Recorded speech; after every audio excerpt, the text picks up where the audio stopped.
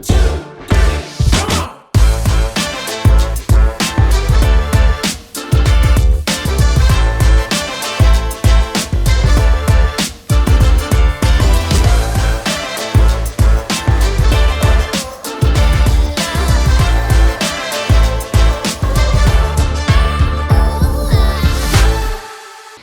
right, welcome to the Gen X Talks interviews. It is the General sitting in for me. If you guys thought that this was one of the podcasts, Gen X Talks podcast, where Gen X mom, my wife, is sitting across from me, we're having a wonderful conversation while she beats the shit out of me for 1 hour. No, it's not one of those. No, she's not even here. She's in the building, but she's not beating me over the head with a frying pan right now. Listen, you guys know that we do interviews. Now, sometimes we do local interviews, kind of exploring the community around us. After we moved out of California to Northern Nevada, we've been kind of getting to know everybody out here, and those have been a lot of fun. And you guys also know that sometimes we do the big interviews, the stuff that goes out for everybody. We did Dr. Zavala, the fight doctor. He's the number 4 fight doctor in Las Vegas. He sees everything in UFC. He's right on the ringside for all the big fights, been doing it for 20-some years. Those are interviews for everybody. The locals are kind of more for the Pacific Northwest, if you will. And today, we got one of the big ones. We got one of the bigs, the interviews that goes all over. It's for everybody. If you're looking for one of those, if you're trying to click on the little blue icon, looking for the blue interviews, this is one of those. This becomes a staple, I can already tell you. And today we're interviewing, got a little time. Will Padillia has joined us. Thanks, Will, for taking time out of your day. It's my absolute pleasure. I'm looking forward to chatting with you, Mark. Well, I'll tell you, Will, I don't even know where to begin. The biggest part of this right now, the reason that we got connected with Will Padillia is he has a top 200 podcast, 1980s Now. That's a big thing, man. And I'll get into I'm going to fanboy on you for a little bit in a minute. But for right now, Will's a top podcaster. His podcast, 1980s Now, is in the top 200. He's a writer, an actor, a composer. He conducts interviews like nobody's business. He's also been a sound engineer. Okay, I'm tired of reading the list. I'm not going to, that's a list and a half. Is there anything in this industry, on this side of things, you haven't had your hand in? Oh my goodness. You're funny. I love this already. I guess I've been lucky in a sense that, certainly early on in my age, I was pretty young and hungry in theater in New York. So I did, and I bounced around. You're right. And then part of it was, as I think anybody knows that tries to do anything in entertainment, is it could be a heartbreaking business. And so that was part of my motivation of, let me try this instead, because, I can't take the heartache of, being rejected at auditions anymore. Well, I'll write music, and then I'll be alone in my room writing it. And no one's telling me I'm not handsome enough or something like that.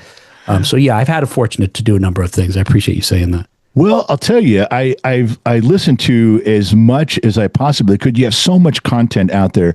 From the time that they said that I had the privilege of sitting here with you, there was no way I could grasp all the content that's been out there for the entire time. But I absorbed as much as I could.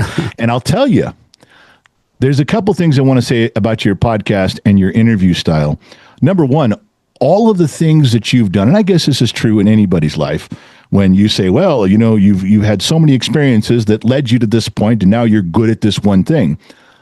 But it truly is with yours, because when you're speaking to people and they're talking about music, or they're talking about television shows, or they're talking about movies, you have enough working insight to hold a conversation. You don't sound stupid like other millennials do when they come out there and they're pretending they know, and they're like, oh, I just saw your movie and you're so great. Well, they don't know what it's like to be on set. You do. They don't know what it's like to rehearse for a Broadway stage play. You do.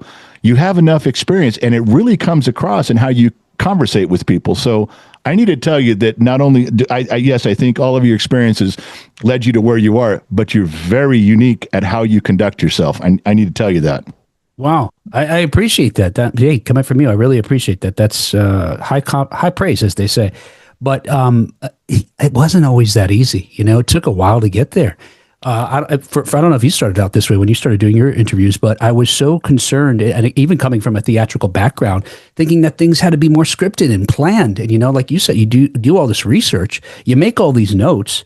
The first couple of, handful or dozen folks I interviewed, it was, I've got 10 questions, and be damned, I'm going to get to every single one of them, regardless of what they say. And it was terrible because I wasn't listening. I wasn't treating them like, friends that I would sit down with in the garage and chat with, And it took a while to get that comfortable. I thought, where I'll just treat them like anybody else. I've done all this research. I know you pretty well. I've lived a life, and let's just talk like buddies and see where it goes. And I've been lucky enough that doing that, I think, has made the conversations better, more authentic, and more interesting for folks to listen to. Well, it for sure keeps people engaged, because they really, some of the stuff when I've listened to yours, you really feel like you're kind of eavesdropping, or you're sitting at the campfire with everybody. You know, I'm not watching that regimented, I'm going to get through my 10 questions, you know, okay, that's enough. Let's move on to the question number 3. You never feel that way. That's good. I'm not going to tell you what, but I'm stealing a few things that you do. I have to. There's some of the things that I've made notes and go, I got to start doing that. Damn, man, that's brilliant. And I'm not telling you what I'm stealing. I don't want you to get a big head over it, but there's 3 things that I'm stealing from you for sure. It'll be a fun game for me to listen to your interviews after this and try to identify. But I wish they were mine for you to steal. You know, obviously I didn't invent anything.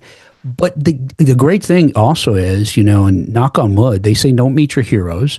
But I've had the great fortune to speak to a lot of folks I've been fans of, you know, folks that came up in the 1980s or were celebrities or actors or singers in the 1980s, and a number of other folks too that are just Gen Xers that have accomplished things because they were inspired by them. And I would say, with the exception of 1 or 2, they've all been great and so down to earth, you know, and easy to chat with. A couple of times you run into folks who think that they're bigger than that. Yeah. I'm bigger than you, and it's like pulling teeth. But I've been lucky. It's a 50-50 thing.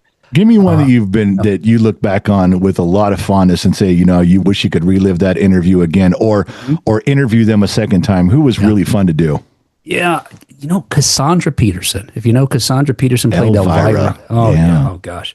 I mean, not only was I, you know, a fan of hers in the 1980s, and I was, and you look, she's beautiful. So it was easy as a young person to, you know, to be attracted to her in a number of different ways. Her personality, her humor, the films that she was presenting, which were these terrible horror movies that I was totally into. But after I read her biography, I say this, and my wife says, don't tell people this, it sounds creepy. I fell in love with her as a person, because you would never know. And this, you know, this is true. It's a good lesson for everybody to be aware of, is you don't know what stuff people go through to get where they are. And she's lived a life. And early on in her life, it was not easy. So by the time I got to chat with her, it was beyond knowing her as this, you know, Elvira. Sure. It was Cassandra. And gosh, she was such a down-to-earth person. She was shy and a little nervous at the beginning. And I had to sort of, you know, comfort her, like it's going to be, we did a live, you know, on Facebook for questions. And afterwards, you know, she's like, all right, I got to have a wine. Is that okay? I need to chill out. Is that okay? I was so nervous. And gosh, it just affirmed everything I felt about her already. And, you know, to your question, I look for her in conventions. I'm like, where could I run into her in person? Right. Maybe do another chat and have a live one this time. And she's great. I'd love to chat with her again. There was a girl I used to know that worked. She was a waitress at a restaurant down just outside of Los Angeles that said Cassandra used to come in there all the time. Then she goes, but now that I told you that, don't show up, because she never has turned a fan away that she saw. Anybody who bumped into her, anybody who recognized her out of her persona of Elvira, she was always very warm to all of them, always very kind. But at the same time, she had told the staff, please don't tell everybody I'm here. I want to enjoy a meal, you know? Yeah. So I did get up the guts to drive down there at one of the days I knew she's going to be there. I just stood outside the window. That's all I could do. I couldn't go in. I just stood out there and then I left. So it was... That's awesome. That's as close as I ever got, but it's only because the girl that I knew, she said, just don't bother her. She's looking to. So was Cassandra everything you had hoped for? Like, was she didn't think she was bigger than she was. She didn't have a big head. She didn't talk about how great she was. Not at all. And again, in this book, this biography that she wrote, or autobiography, I guess, it's so revealing and so honest that she was that person, which, you know, is, again, she's just like everybody else, which, you know, is true of all these folks. They just have a job that's different than ours, and theirs is a little more high profile. I think one of the misunderstandings of a lot of these folks is because you see them everywhere on TV or movies. They've got to be rich, you know, they've got to be jerks. Yeah. Most of them didn't make, especially from back then when contracts were terrible. Right. They're not, you know, living off of, life of luxury necessarily. Residuals. You lived in California. It's so expensive I can't believe anybody lives there at all. Yeah. Any regular people. But she exceeded my expectations. It's so fun to hear, the podcast. And for those of you just jumping in here, we're talking to Will Padillia. Right now, his accomplishment that I'm doting on is his podcast, Top 200 Podcast, 1980s Now. I want to tell you that one of the things, because I listened to, like I said, I crammed as many of these in since I knew we were going to talk. It's perfectly named 1980s Now. And let me, in my interpretation, let me tell you what I read from that. You can take a topic like Goonies, totally 80s, totally Gen X. It's where we are. You can talk about the how it felt, what you saw, what you did, how you experienced at that time. Everyone can join in along with you. And then you can jump over to how they were remodeling the house, how they were getting it set for the anniversary. You bring it now. You bring the 80s right now. So many times you go in and talk about stuff, and you talk about Martin Kove and the things he did back then. Then you bring it up to where he was at with karate, the Cobra Kai series. I've never heard a podcaster do that with anything, let alone something so relevant to our generation. I want to say you almost do that flawlessly, Will, where you take the 80s and you make us all remember it. You're making us all relive it. Then you can bring it up to something that's going on now that directly relates to that time. I don't know how you came up with that idea.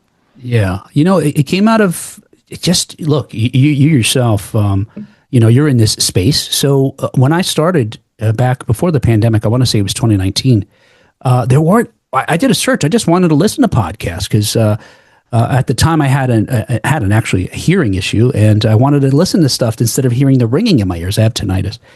And I couldn't find like a 80s podcast that I liked because there was like 4 or 5, and I didn't really enjoy most of them.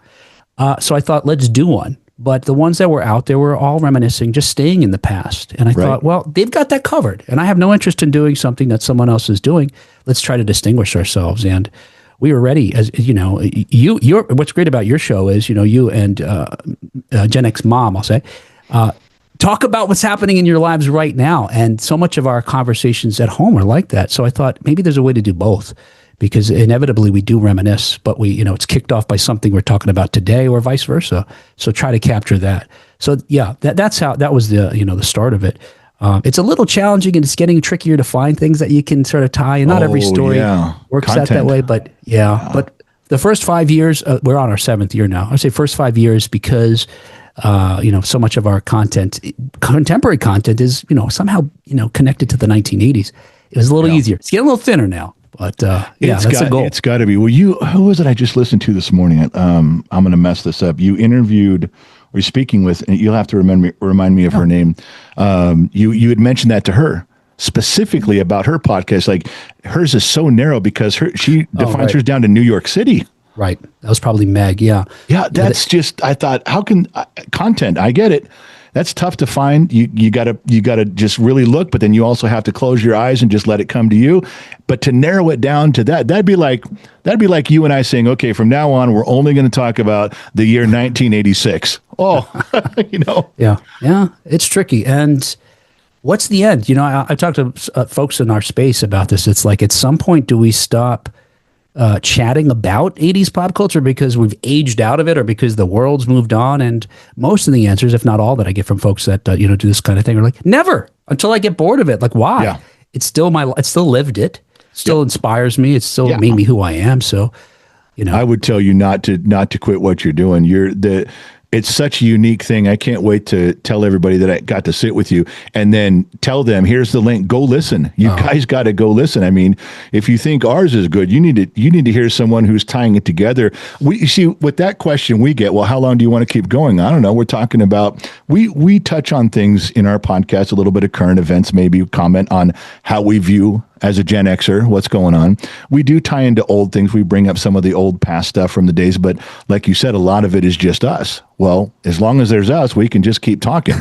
That part's okay. It's the other side of Gen X Talks that it's tough to find content for. It's tough to hit that mark, all the time. But I can't wait to tell people about yours and let them try to understand how you've done this, because it's when I say it's impossible, like you said, all these other podcasts are out there. They're talking about lawn darts, Hey, everybody remember lawn darts? And they show you a picture and they're talking about objects or movies. And I get it. They're reviewing the 80s. But they're not bringing it to current like you are. They haven't found a way to tie it in. You did one on Roadhouse. Yeah. And you talked about that. And you talked about not only, which I thought was great, you talked about the old Roadhouse, the new one a little bit, but talked about some of the things coming up and some of the conflicts about how that would be put together. Will, how do you get all the information? Do you do all the research yourself? I do. And I think one of the things that's most fun or interesting to me when I do the research is finding a contemporary story. And then and again, this just like with the interviews, this just came to a point where, I don't know, I was relaxed enough to just follow whatever interested me. And just like, you hear this expression, we say this all the time, going down the rabbit hole. But I'll go down a shallow rabbit hole if something triggers my mind about, wait, you know what? I wonder what happened to this, or that reminds me of so let me dig into that. And I have the good fortune of having two co-hosts that are equally curious and have lived different lives than I have, and are, have hit that point where they're able to sort of, have it inspire different memories, either from the past or something, or them being open enough to share something going on today. Well, let me ask you that. Introduce everybody to your co-host. Yeah. Who works with you? Yeah, Kat and John. Kat I've known since college, but she's not a personality in the sense that she's a personality. She's never been an entertainer. She was a trained dancer, but she never spoke on stage or anything like that or on the microphone. Whereas John, spent 20 years in television and done voiceovers, was a TV producer, and has very different experience.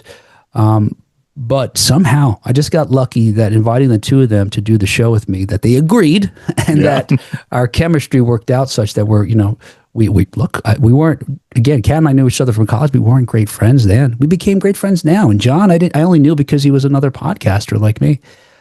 So those are the two folks. And I'm lucky that they share that passion for, and honesty, being on the show. Well, you guys have a great chemistry, bounces around. You guys know when to hang a joke out there just long enough and reel it back in. I'll tell you, it's really something to see. But how do you prep for those shows? Do you tell them what the topic is? Do you tell them each line of what's going to happen? Do they get to do any homework ahead of time, or do you just blindside them during the morning and say, "Here we go"? It's an 80-20 rule. 80% they know the story. So we have a website that we share that. In advance of the show, I post the different articles. Quite honestly, though, sometimes because it's hard to find enough stories to chat about, some are being posted an hour before the show, and I'm still writing, right up until we start recording. So they know the topic, and I give them a link to an article. What really happens, though, in addition to that is, like I said, wherever it goes, I don't tell them. So if I think, this makes me think of that lawsuit that came up with Roadhouse, I'm not going to tell them about that. I want to see their reaction. So I'll do this additional research that they don't know about. Most of the stories, maybe 50% of them, it's like that. And then there's things that I know that will be better if they don't know about. I completely blindside them. But the commitment I've asked for them, I said, look, they're both very smart, very in touch with themselves. I said, you don't have to read a single thing. I trust that both of you, the preparation you've done is living. You're in your 50s like me now. Just show up, have your opinions. You're both opinionated, and that's all we need to that's all you need to do to prepare, and it works. I think one of the funniest things you do on there is that you guys can start laughing. You guys can start getting into a conversation. I think you forget we're listening. I think all three of you forget that the rest of us are out here listening. And all of a sudden, you'll get to a point where you say, "Oh, hey, hold on, let me," and you press that sound button of the truck backing up. And you're like, "Let me back up out of this and let's get back to where you're supposed to be." But I'm telling you that when you do that, I'm dying. I'm laughing because I feel like we're sitting there looking through the window going, does anybody not understand? They forgot we're here. They're three friends having a conversation, and it's so organic and it's so funny. I'm laughing along with you, and they laugh a lot during the show. I compete with them almost because that's how hilarious it is. You do such a good job with that, but I do think you get lost sometimes and forget we're here. You are so kind. I want to be on your show always. But and look, you have to make a decision, right? You and Mary have to make this decision too. Be as honest as you're going to be, or you can be guarded and think, all right, people are listening all the time. and you get two different shows. And it got to a point where I know I could edit stuff out. Like, if I said something, I realized I shouldn't. And I have like, okay, we shouldn't, that's too far. Or I shouldn't talk about this personal thing that, and I'll edit it out. But you could either do a show worried about that, or worried about what the audience is going to think or how they're going to react, or they think it's funny, or you just have fun and hope you'll find your people. Yeah. And we've, at first, quite honestly, for a while, I was worried about that, crafting something that enough people would like. Yeah. And it wasn't being honest to myself or my co-hosts. And it came down to the joy is just hanging out with my friends, and we'll find other friends. And whatever number of people that is, that's our people, Speaking of that line of thinking, how do you in the beginning, this is mostly an in the beginning conversation. How did you ever deal with negative comments? Because I'm sure you had to have some. Everybody does. Yeah. And one of the comments we got is we laugh too much. Quite honestly. Yeah. Yeah. Thank goodness they're rare, among any comments we get are positive. But every now and then, and I think, well, you're just not our person. And that's okay. You'll find your person and your show, and it's just not us. We had a big problem with that in the beginning with Briggs. He was 15 when we started all this.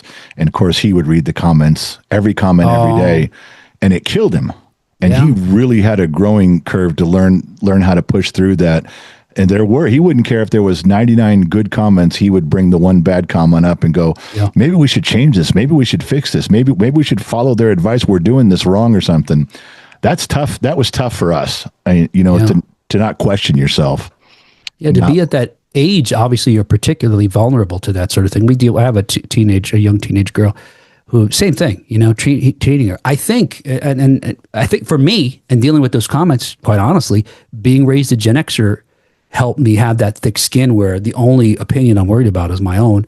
Or maybe when I was a kid, my parents, because, there'd be a whooping or something that would come along if I didn't. Right. But other than that, you could say whatever you want. I decide if it's, true or not. And that helps. Have you ever had a guest? I know, let me bring this up a little bit about when you talked on one of your podcasts about Martin Cove and how you were trying to get him and you're trying to get him on. And then has there ever been one that, what's your holy grail? What have you been pursuing, like an actor or an actress or a musician, somebody that you've been trying to get that you haven't given up on yet, that you're still trying to get on your show? Yeah, I would say most that have finally, I've taken the hint and have given up on. I've still tried to get DMC from Run DMC. They were, I was a big fan growing up of Run DMC. My best friend and I would learn all the lyrics of their first, albums or singles and practice them in the mirror so we could do them at school, in the schoolyard or whatever. Yeah. So I still, periodically, and most of them are ones, and I don't know if you have this experience, but I wish publicists would just say, no, hell no, never. Yeah, but stop instead, asking. They're playing a game where they're like, well, they're busy right now, or just not the right time, or the worst case it is, yes, they're available. Let's do it in July, and then they ghost you forever. That's so I do struggle with that. But most of them, quite honestly, I kept. Unless you tell me no, I'm chasing after you. It's kind of lately. I've sort of taken the message and trying to get some other folks. But DMC is one I haven't given up on. And I think in starting in next year, in 2026, I should say, I guess, because I don't know when this will be published necessarily, that I'm going to focus on getting some more folks again, some more celebrities. I kind of eased off last year, but get back at it. Well, do you guys do now? I'm not sure if I've listened to some of the things where you talk about. We did an event, we were at a place, we did some stuff. Do you do a lot of in-person public events? Not many, but probably last year was a lot. I want to say I did at least 4, maybe conventions, 4 or 5 conventions. Some of them we do as a group, the 3 of us, and a couple of them at least I did by myself. I had quite honestly, 2 things. I wrote a novel that's set in the 1980s that I hope to get an agent for. And in part of sort of trying to build momentum for that, I did a nonfiction book, which was just a collection of weird stories from the 1980s.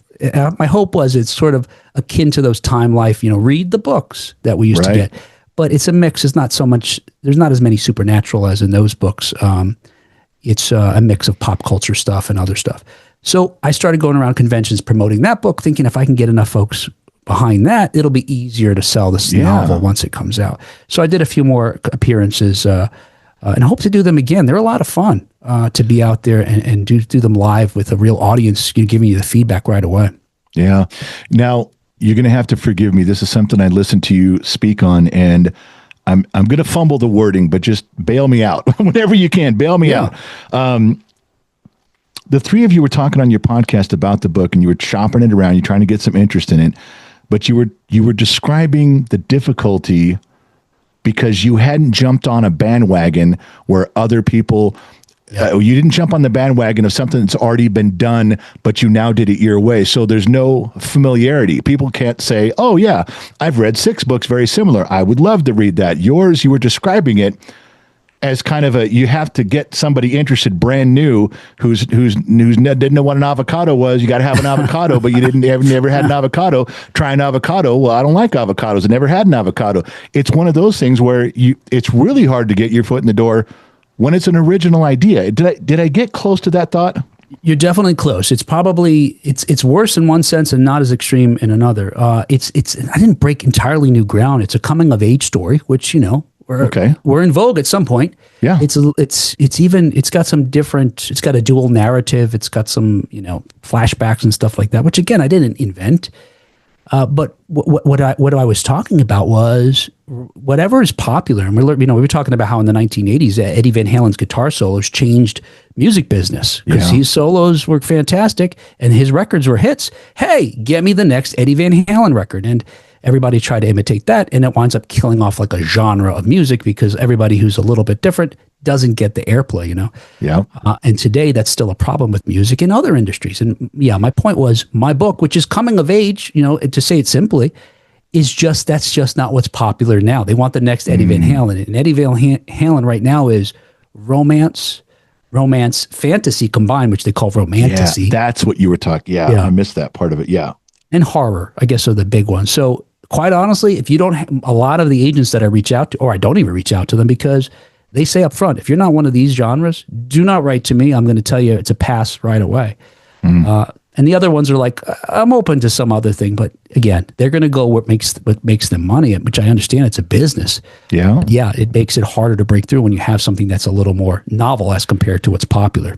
Boy, you just struck a nerve with me when you just said it's a business, and there are books like yours and others that may have a hard time seeing the light of day or never because of the business. And it just hit me. I was talking with a great writer, a musical composer. He sings, he writes. His name's Brian Connor, and he's written and recorded some of the greatest music I've ever heard in my life. And I remember being stupid, and this is even in my 40s. I was being stupid, and I tried to go down to, I lived in Southern California outside of LA where there was still a lot of country bars, country radio stations, a country feel. And that's what his genre was. And I went in and sat, I demanded meetings with general managers and said, whatever happened to the guy who could take his record and put it up against the glass, then DJ would play it and let everybody hear it. He goes, not like that. He explained to me very clearly. He says, listen, there are record companies that come in and they say, we're going to sponsor your tractor pull for $500,000. But for 3 months, we are going to pick every song in every order your entire station plays 24 hours a day.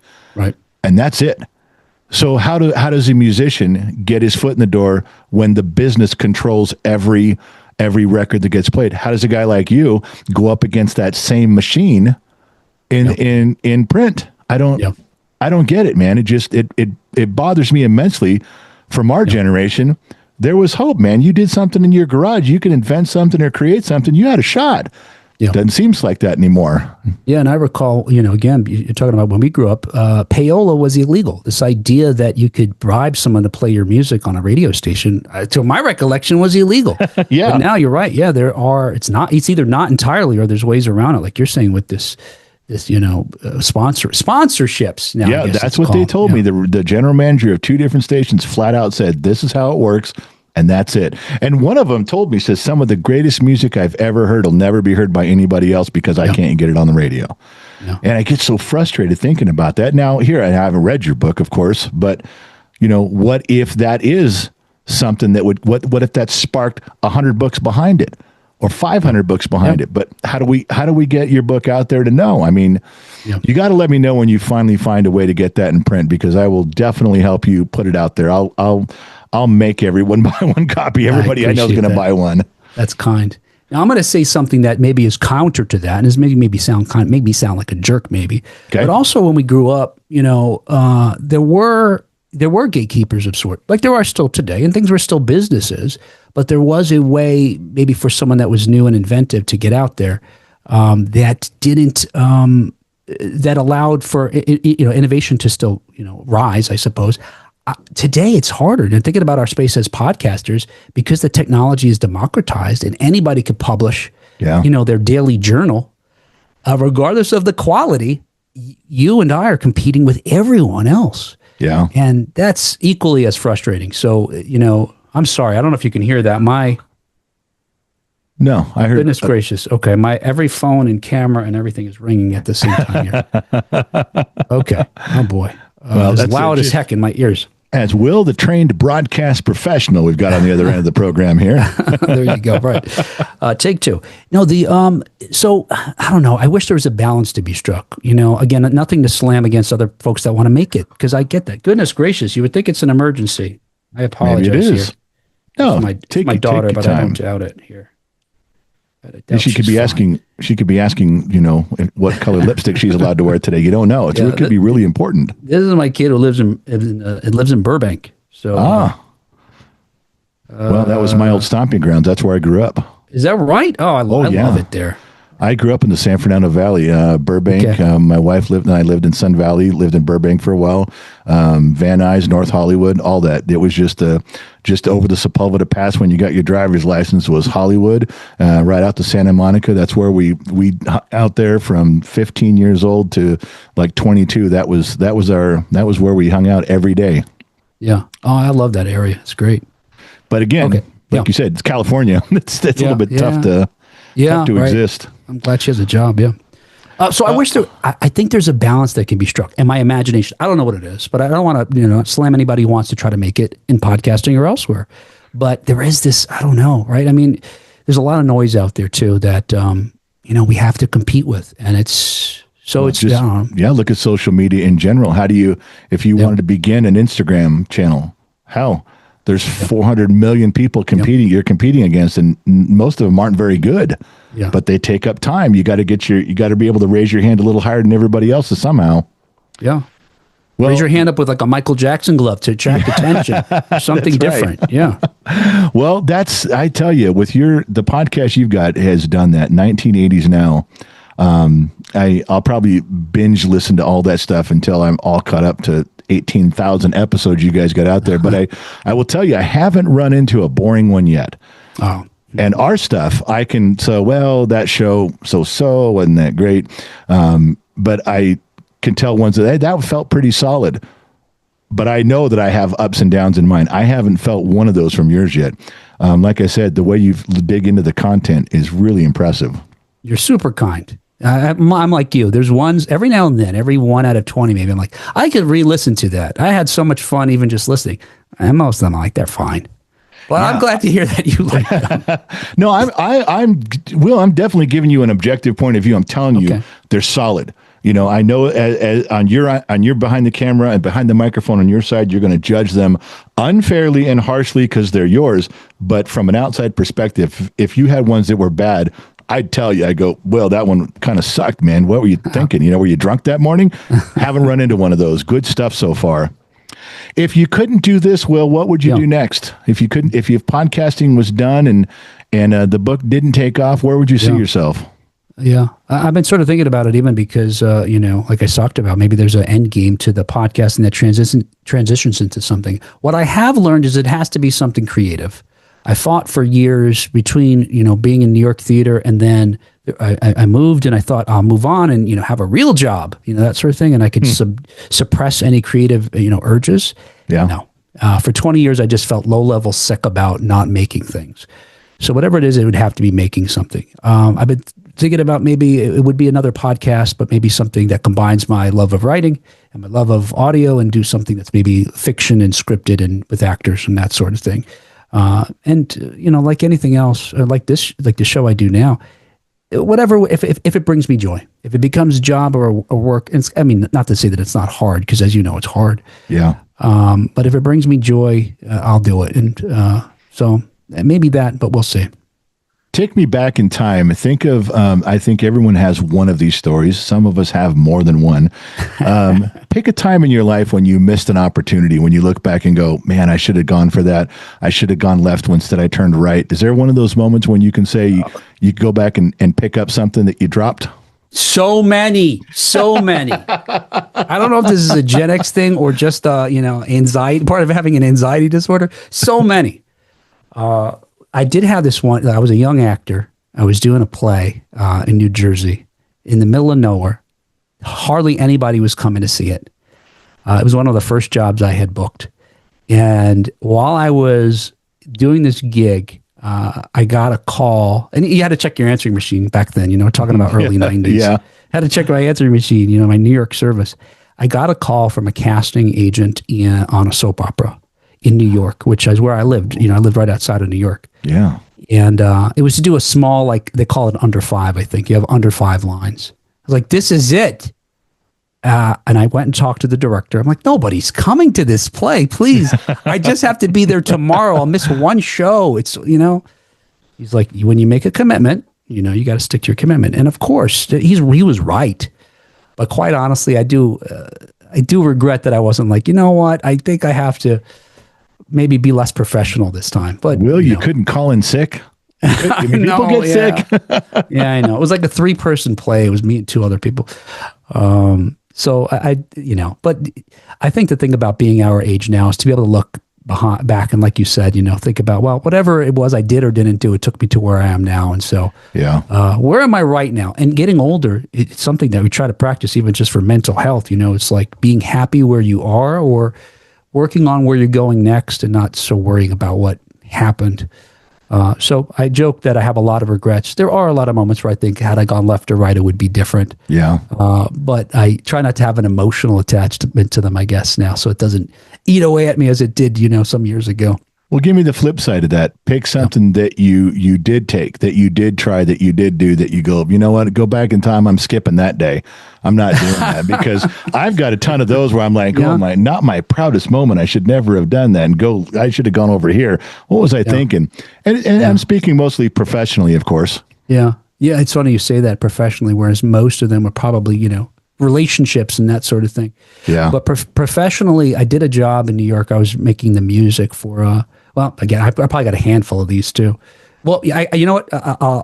They're all sort of this same vein, where having done some work in New York at some point as a young person, where there was a few times where I was working with other folks where I felt that I was, the best, whatever, and as a result, I shouldn't be.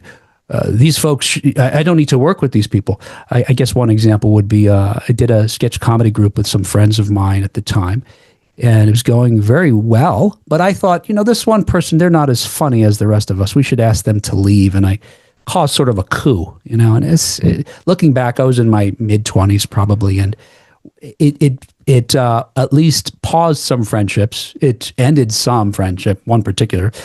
And was it worth it? Could we have just carried on as a bunch of young folks having a good time making comedy? I think at the time I took myself too seriously, and I thought, just much like that casting opportunity on that show for a tiny part, I thought everything was something I couldn't miss, and so I should have relaxed, certainly at moments like that. It wasn't worth, sort of breaking up the band, so to speak, to serve my ego. So that's one thing I regret. Now, I did, when Facebook came around in 2009, I Facebooked everybody I could find that I ever felt like I did this to and apologized. I went on an apology tour. Yeah. I think I've hunted everybody down now that I've wanted to say sorry to. And they were all, hey, we were kids. What did we know? Well, that was my question. I was going to lean in and, well, did they accept your apology? Are we good? Yeah. I think everyone did. Yeah. Although one ex-girlfriend was like, well, yes, you're right. You were wrong. And I'll tell you right now, Gen X Dad, she had her role that she played in it, and she didn't apologize to me. I'm still due. I've been waiting 20 years for you to say that. Yeah, you were wrong. Click. Yes, that's exactly what it was. And I was like, hello? I called her back. I'm like, wait, you owe me an apology. And it was like, new phone, who dis? Yes. It's kind of like you want to call her back and say, listen, you didn't read the script. I apologize. Then you apologize. You didn't do your part there. That's how I felt. I still feel that way, but I feel at least I've done I've done all my half of it. Right. Yeah. If you do what you can on that, I'll tell you, I've done something similar to that, and there is some redemption in admitting and asking for forgiveness in whatever your part was, whatever my part was. Saying, look, for the things that I said or did, and there's some healing that goes along with that, because that's baggage you can take with you. And we're old; we carry that shit a long time. Yeah. And since the Gen X doesn't go to therapy as often as we should, we really carry that inside of us. So yeah. I'm a big fan, though, of therapy. I fought it for a long time and benefited from it greatly. Plug it whenever I can. I went to therapy for like 6 weeks, and yeah, I don't think my therapist said one word back to me that whole 6 weeks. I came in, started talking, when my hour's up, I left for 6 weeks, and then I was done. I was like, well, I don't know if that helped her any, but I feel better. And it helped her boat. Those boat payments. Yeah. That's right. I put one of her kids through half his college, I think. Well, how do you think? Let me ask you something. This is just a strict has less to do with Will Padillia, the online persona. I'm just going to ask you a Gen X question. It's on my mind this morning, so you happen to be in front of me. If it had been the mailman might have got this question. I am struggling with AI as a Gen Xer. I am struggling on more levels than I can count, but I will tell you, right now, when I'm scrolling through Reels or TikToks or whatever, and I see something that's AI, I move on. If I can see that clearly it's AI, I'm not interested in something fake. If it's, if it's a dog swimming, if it's an explosion of an elevator shaft, if it's real and someone was there and they captured it, I'm interested in seeing it. And if AI replicates it perfectly, I just don't care. I get mad that it's even in my feed. Oh. And I think that aspect of AI is destroying me, maybe our whole generation. We're getting jaded towards it because I don't want it. You want to build robots? That's one thing we can talk. You want AI to flip burgers at McDonald's, or we can have that discussion. But if you're going to imitate the Rolling Stones and make a new Rolling Stones song perfectly that I can't tell isn't Mick Jagger singing, once I find out, I'm angry. I don't want that. That's not what I'm interested in. How do you feel about that aspect? Not the robot side, but how do you feel about, I think we all know about Skynet. We've all watched Terminator. We can set that over here. I mean, just about how it's taken over the creativity side to the point where you and I can't tell. What do you think about that? I am in your camp, which is interesting because, as a Gen Xer, and both my co-hosts are Gen Xers, but John and I, we go head to head, on this, toe to toe, because he's on the other side where he sees that even on the creative side, there's some benefit that could be, reaped from it. But I agree with you. And what's weird is, and he's challenged me on this, is why are we okay with the burger flipping robots that may use AI, but we're not okay with the ones that create music? But there is something innately human about creativity that feels like it's being robbed or sullied or something that really is what upsets me the most. And I guess because maybe it's something that distinguishes us from most animals even. Well, maybe drawing that analogy right there, maybe, I don't know, do guys like us, when we're listening to music, don't we feel like we're in it with the artist? They're singing, we're listening. They've written on the inside of a jacket. We're reading the lyrics. We're reading some of the stuff. We're doing it with them. I don't want to sit down with the robot who made my hamburger. I don't feel like I'm in a relationship with that robot who made my hamburger. I feel like when there's music, I could see them on stage. I might bump into them. They can do a signing. I can walk up and go, I have all 6 of your albums, and there's a connection there. I really feel that. I lose that when I think it's AI. I lose that connection. Like I don't feel connected to the song or the artist if it's all fake.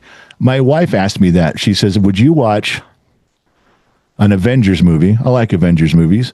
If every character was the same, but it was completely 100% AI driven, even the voices. Yeah. That was tough for me to process. Yeah. Because so much of it already is CG, although there's human artists for the most part. There are some AI assisted things now, and some things that are entirely AI, I suppose. But yeah, look, I agree with you, though. The music thing in particular, you're right. When I think about songs where friends have presented me with a song and it turns out it's AI, I feel like I can't. It's you said it in a good way. I'm trying to say it differently to show how I agree with you, but I feel like I can't be inside it, like get inside the. And maybe it is like the stage. Yeah. I can't. There's something impenetrable about it. It feels two dimensional, even though it could sound the same as something else. There is something that we know innately that it's fake. And maybe it is like some bad CGI, when they talk about that uncanny valley that really disturbs us as humans because it's kind of like a human, but a weird one that I should stay away from.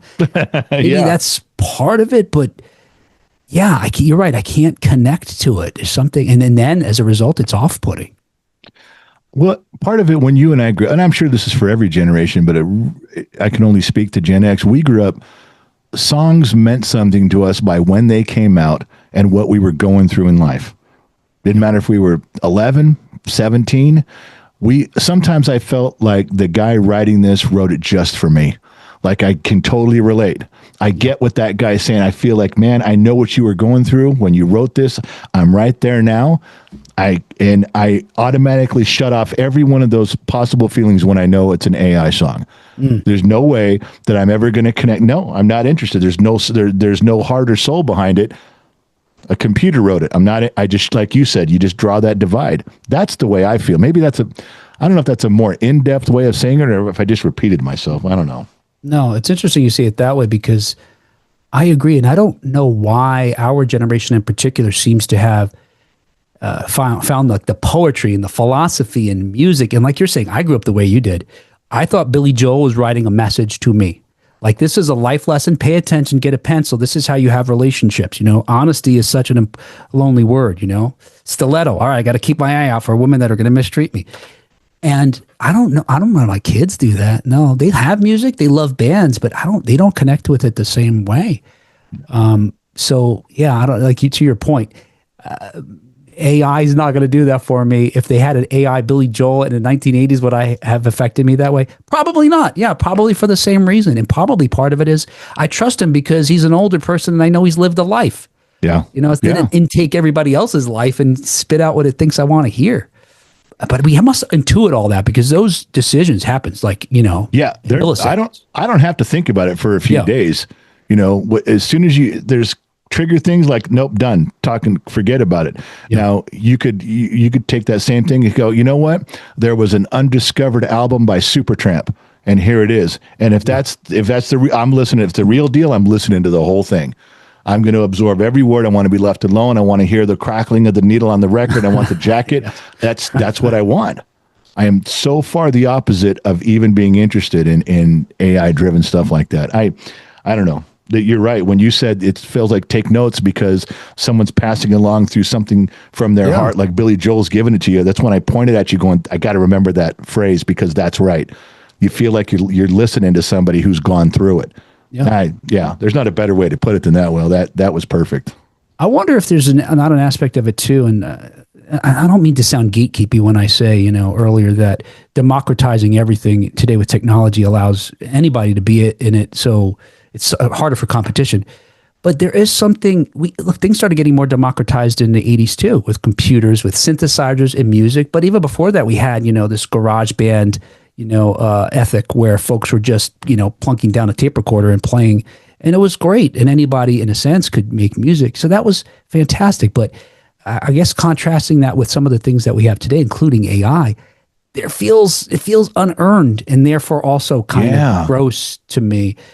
In a way that is counter to how we grew up. That's a great way to put that. That's you know what? I think the first thing we discussed was the first part of the argument, but I think you just gave me the second half. It's unearned. There's that, you look at Motley Crue and growing up in the late 70s and early 80s when they were pounding the circuit down there on Sunset, and trying to make their mark, and then they finally did. They earned it. They didn't just come in with like, oh, this is what everybody likes. Well, let me generate something that's just what you guys like right now. That you're right. That's the second half of it. It just feels, unearned. I'm stealing that one too. Boy, you can sue me for plagiarism when this show's done. Not at all. No, please take it all. Oh, well, I'll tell you the times we live in. There's so many things that you look back when we were so free to run around and do what we wanted growing up. Where'd you grow up again? You said New York? I grew up on the other side of the Hudson River. So if you're familiar with Manhattan, there's a big old river there that runs along Manhattan. Actually, two rivers, but on the western side of it, I suppose, is the Hudson River. And I lived on the other shore of that in a town called Jersey City, New Jersey. It was the second largest. I think it's still probably the second or first largest city in the state after Newark. But much of their culture was our culture because, folks lived in New York and worked where I lived or vice versa. And much of our media, news, radio came out of New York. They were New York stations. That's where. Well, you were in the thick of it then. You weren't behind. You weren't like Canada where you're 4 years behind everything. Yeah. Yeah, I live in Cleveland now, and I joke with some folks like, "Did you ever hear? Has this song reached here yet?" Yeah. In 1888. Just letting you guys know, the Beatles did break up. There was you guys didn't know that. Yeah. Oh my gosh. Listen, Will, I got to run. My hour's up for here. I really appreciate you taking time with me. Would you mind if we did this again sometime in the future and just kind of sat around and just talked about stuff again? Absolutely. Please, let's solve more problems that Gen Xers have. Yeah, we can. Well, I think we should. I'll probably drink next round, too. That way I'm tuned in for solving the mysteries of the universe. I always find the truth is at the bottom of the glass. And so if I can get to the bottom of the glass, it all becomes clear. You have more reason to hurry to the bottom. That's again and again and again. All right, Will, this has been Will Padillia. He hosts, he creates, he writes, he does stuff, but he's got the 1980s Now podcast. You guys got to check that out. When we publish this on the video, we publish it on the audio. I'm going to put the link to all of his stuff in the description. You guys need to click on that. When you have a few minutes, you want to find something to do in life, this is what you got to do. You got to binge listen to some of this stuff. It's one of the most unique podcasts I've ever heard. And I described the balance to you. I'm not going to go over it again, but you guys got to listen to it. Will, I really appreciate you coming on with us today. I can't tell you how much it means to spend an hour with you. Thank you. I appreciate you having me on. Guys, that's it. Another Gen X Talks interview is come and gone. We're going to have Will back on again. He's a great guy. I'm glad to make his acquaintance today. Wherever you're listening in from around the planet, AM, FM, Sirius XM, or perhaps you're listening in on the Armed Service Radio Network. Remember two things in life. Number one, wherever you go, there you are. And number two, I'll catch you guys on the flip side because I'm out, baby. I got to go.